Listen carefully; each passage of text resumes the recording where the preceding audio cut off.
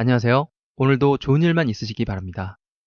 오늘의 주제는 한국인의 DNA입니다. 이번 영상은 코로나19의 확산에 대응하는 대한민국에 대해서 고찰해보고 바이러스 확산 방지에 적극적으로 대응해준 많은 사람들의 이야기를 잊지 않기 위해 만든 영상입니다. 이번 영상은 매우 주관적입니다. 따라서 불편하신 분들은 끝까지 봐주세요. 그럼 시작합니다. 집단의 존속을 위협하는 큰 문제가 생기면 이를 대하는 사람들은 대개 4가지로 분류됩니다. 먼저 사태의 심각성을 파악하고 앞장서서 움직이는 적극적인 A군이 있습니다. 이들은 상황의 전파와 의식 고취에 큰 역할을 합니다. 수동적인 B군은 움직일 의사는 있지만 의지가 받쳐주지 않아 움직이지 않는 무리입니다. 이들은 A군이 대신해서 활약하는 것을 지켜보며 심적으로 응원합니다. C군은 이 와중에서도 개인적인 생존을 위해 욕망을 채웁니다. 직접적인 위험은 피하며 때로는 이 가운데서도 개인적인 이득을 취합니다. 이들은 직접적인 생존 위험이 목전에 다다랐을 때에만 공동 목표를 향해 싸웁니다.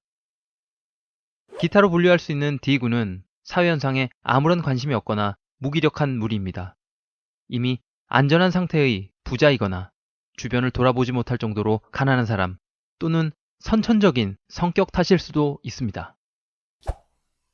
한국인의 몸속에는 수천 년 동안 셀 수 없는 외침을 견뎌오며 전해진 DNA가 있습니다. 이 DNA를 스타크래프트로 비유하자면 테란과 같은 방어력, 프로토스와 같은 고도의 지능, 저그와 같은 끈질긴 생명력이라고 할 수 있겠습니다. 한국인의 DNA는 생존에 대한 강한 집착으로 나타납니다. 그리고 이러한 생존력의 근간이 되는 5가지의 특징이 있습니다. 지금부터 국난이 발생했을 때 발현되는 한국인의 DNA 5가지 특징에 대해 살펴보겠습니다. 생존 본능의 근간을 이루는 요소 중 하나는 빠른 상황 판단력입니다. 대한민국에는 국난 대응 선발대라고 할 수 있는 적극적인 A군의 비율이 다른 나라보다 압도적으로 많습니다. 원래부터 적극적인 사람들도 있지만 내성적이거나 수동적인 사람들도 적극적인 A군에서 많이 발견됩니다. 옛말에 호미로 막을 것을 가래로도 막지 못한다는 말이 있습니다. 때를 놓치면 더 큰 일이 발생할 수 있다는 국난 상황에서의 위기의식은 자신이 가진 기본 성격에 관계없이 적극적인 움직임으로 나타나게 되는 것입니다. 적극적인 A군은 본능적으로 상황의 전파와 함께 동료를 모으기 시작합니다. A군으로부터 정보를 접한 사람들 중 일부는 A군으로 합류하거나 수동적인 B군으로서 관망하기 시작합니다. B군은 아직 움직이지 않습니다. A군의 힘을 믿고 의지하기 때문입니다. B군은 A군의 수가 적거나 A군의 힘이 부족하다고 느끼면 내재되어 있는 생존 본능이 발동하며 자동으로 A군이 되어 행동하기 시작합니다.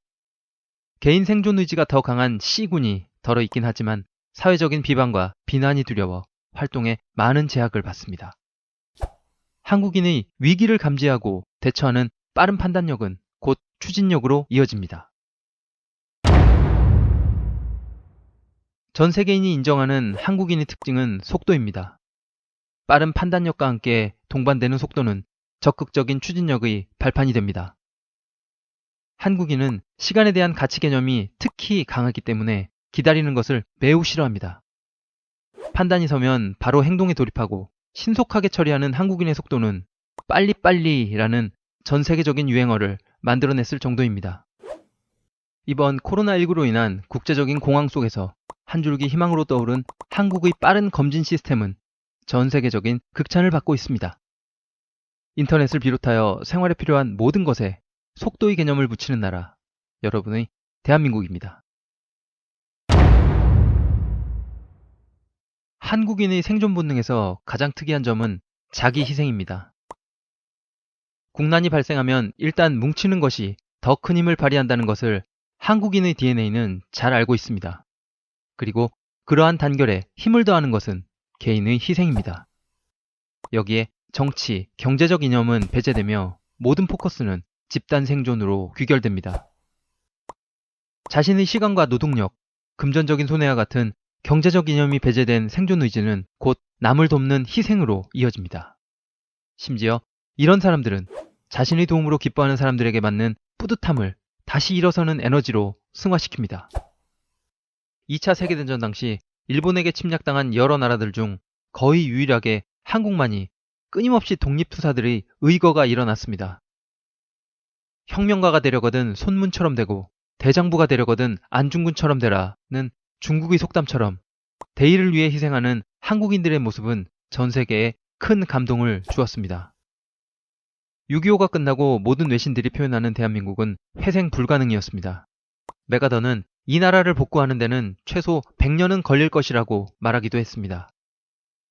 1990년대 말 IMF 당시 금모으기 운동은 국민 개개인이 재산을 부담하여 국가의 부채를 갚고자 했던 운동으로 아직까지도 전 세계적으로 유례를 찾아볼 수 없는 일입니다.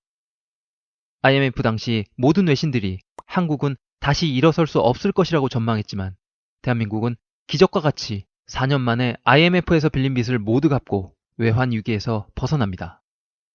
희생은 분명히 생존 본능과 배치되는 개념일 수 있습니다. 그러나 한국인은 남을 돕는 것이 곧 내가 사는 길임을 본능적으로 알고 있습니다. 누군가 해줄 때까지 기다리느니 늦기 전에 내가 나서자라는 자세는 한국인이 가진 최고의 장점입니다.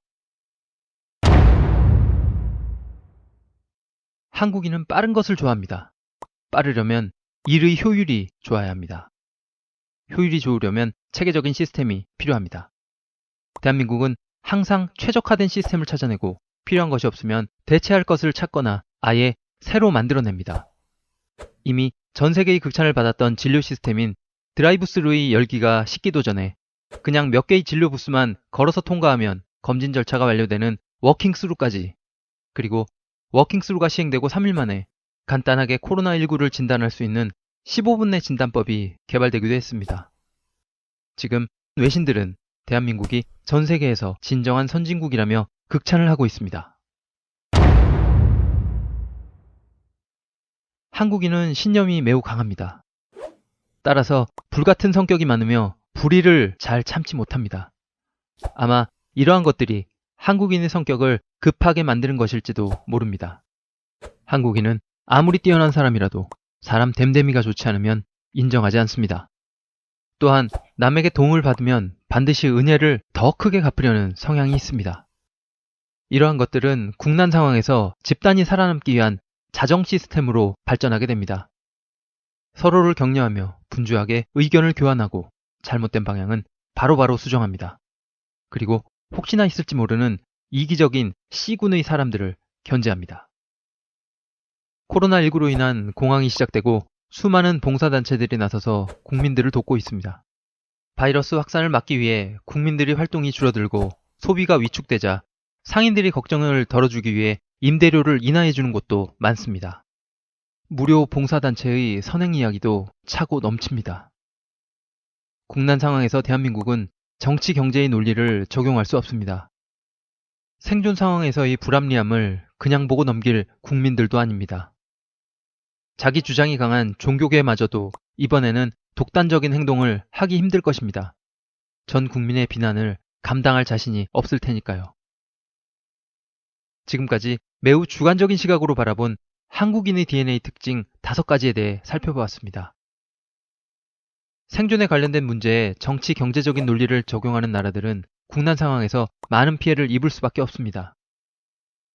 역량 부족을 인정하고 방역을 포기하는 나라들이 속출하고 있는 가운데 유일하게 모든 국민에 대한 철통 방역을 선언한 대한민국.